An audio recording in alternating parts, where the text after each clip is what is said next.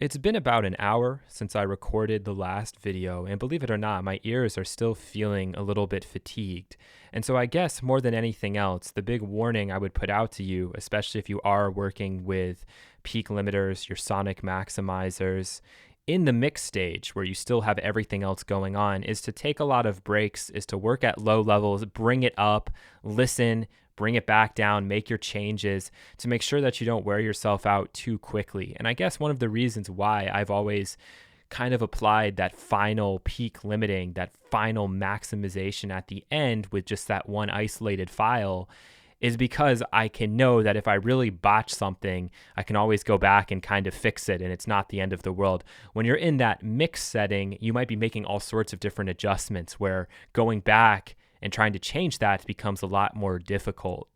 So there are always pros and cons to everything, as I've mentioned before, and that's just one to be made aware of. So in this last video, we're going to look at a couple of different plugins from a company called LVC Audio. We're going to begin with a clipper, and if you think back to that last video with the Limiter 6, we had a clipper in there. And typically I think of clippers as, you know, peak limiters, sonic maximizers, where you're really supposed to kind of hear the character. Interestingly enough, this one is pretty interesting in that I actually think it's somewhat transparent, even though it is designed to be used to, you know, add some edge to individual instruments. So if you have like an 808 and you feel like you're not getting it to cut through, a clipper is a great solution to that because it's going to give you some of those upper harmonics and overtones, but it can also be used as your final limiter for a track. Now, I have to say that I'm not going to be making the fairest of judgments here because of my ears, but I always leave it up to you to go in there and to experiment with all these things on your own. So the best way I like to do this is to set this into link mode and just kind of bring this down to, you know, that 0.2, 0.3 level, give ourselves that tiny bit of headroom to the top so that if we were to try to put this onto iTunes or something, it wouldn't get rejected. And then all you have to do for the most part is drive this input gain in and then adjust some of these other settings to taste. So you have a clipper shape, which again, you have to set to ear, and you have a harmonics. Leaving it at 1 is kind of the best way to guarantee that you're not going to go into any extreme crazy digital overs. Once you start to do that, you have to then adjust the input gain and a lot of other things to make sure that you are not breaching what you've set here on the initial mark. But for the most part, that will work. And you also have a threshold where you have a few different settings. I'm going to work with max here because I'm looking to get max loudness. I shouldn't have to touch the output gain. I should just be able to drive this in. So let's jump into it, take a listen to this, and then talk about what we're hearing.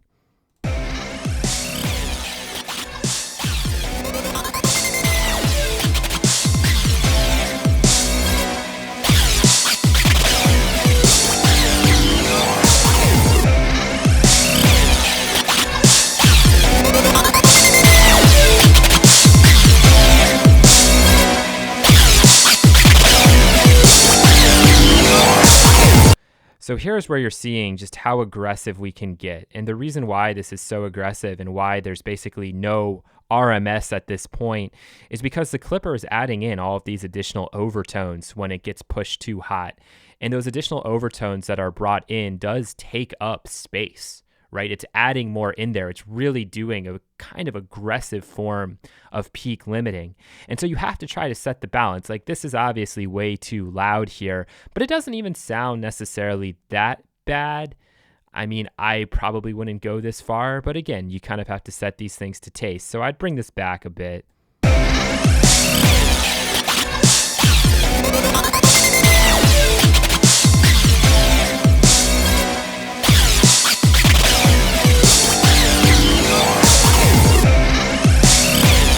And here's where when we mess around with the other settings, how we're probably going to start to see some overs, but we can try to experiment with them or also experiment with the threshold type. That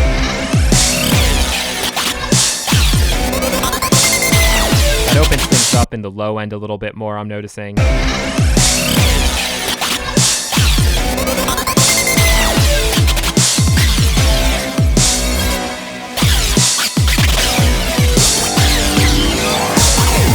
So I think if I had to choose one, I think I would actually prefer average. And again, if we mess with these, we're going to start to see some overs.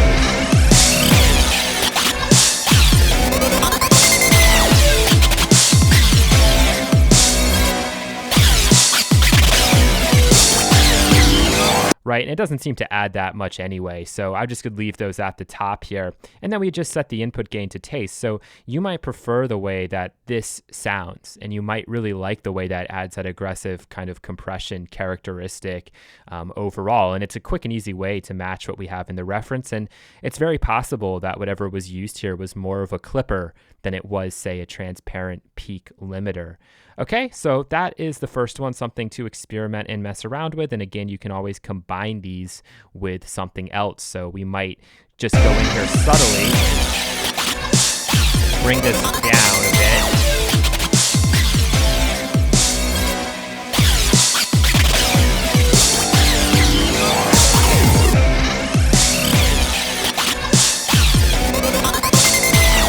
And then for that little bit extra, I could go and use something like the Limiter 6 or the Loudmax.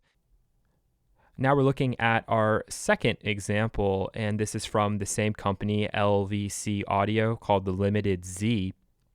And this is really what I would define as a character peak limiter sonic maximizer, in that as we go through these different algorithms, and this is really what kind of makes this special and unique, you'll hear the differences that you're getting, not only to the loudness, but even tonally, even these balances, how is it reacting to all of the frequency ranges? Is it reacting to all of them evenly? Not necessarily. You have something here called deep, which would mean probably it's going to try to maintain what's going on in the low end a little bit more, keep that transparent, keep that cutting through.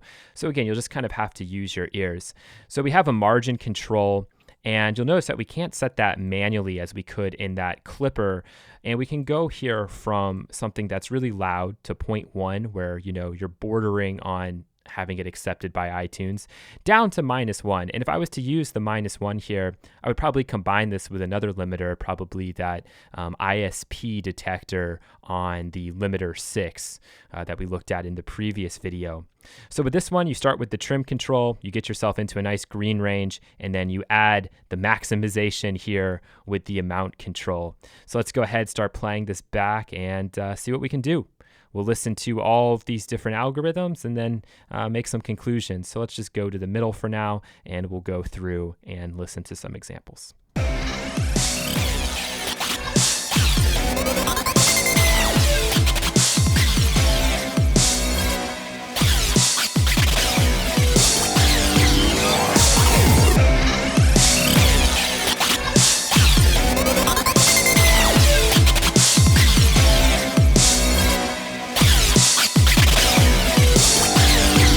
So we could drive that harder, but I'm not really a fan of how that's handling the snares. Might work for some genres of music, not working, at least for me here. So let's try the next one.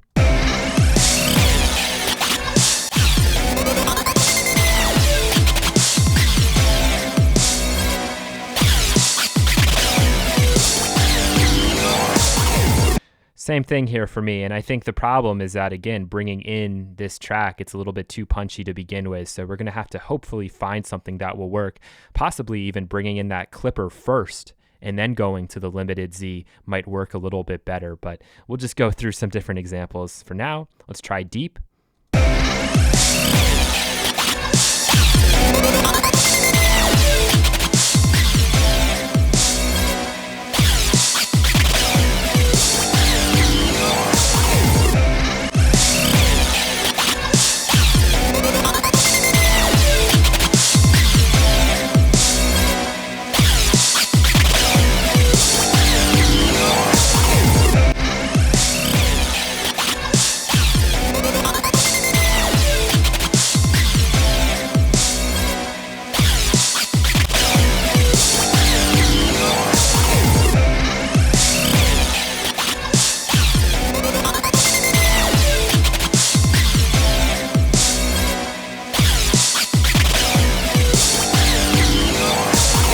So I think of all of them, I like the characteristic of using the loud and punchy.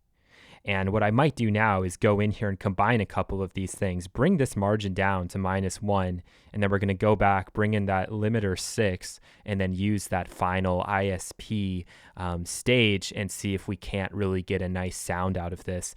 From my experience of using this, and it's very limited, I almost always have to combine this with something else because I normally feel as though there's so much character to this that's not necessarily maximizing the loudness. It's really on here as more of a characteristic, kind of a specialty type limiter before you go into the really clean, transparent thing.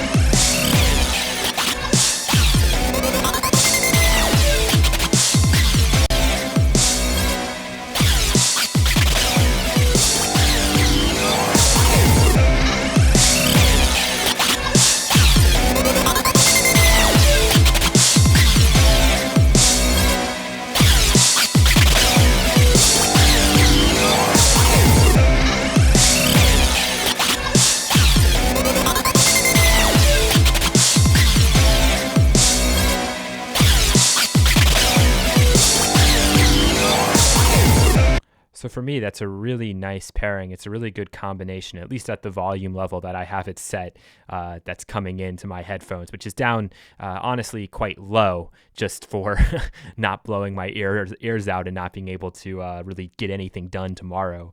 But hopefully this video has helped you out a little bit with understanding what it means to maximize loudness, the different ways you can go about it, some of the different freeware tools, and really see that it is possible to really get a lot of juice out of your tracks and not compromise too much. There's always going to be compromises. And I think that far too often people tell you don't do something without explaining why. You know, they're probably saying don't do that because you're compromising too much of the audio quality. Well, if that's something that you're willing to do for the sake of getting a really loud, aggressive, in-your-face sound, you know, who am I to argue with that? Who is anyone to argue with that? So I think it's just important that you listen to your own music, you follow your ear, and you do what you think sounds the best or what you think is going to make the most sense for that given scenario. So thanks a lot for watching this bonus section. Hope you've learned something new, and hopefully you can incorporate this into your own music. Thanks a lot. Take care.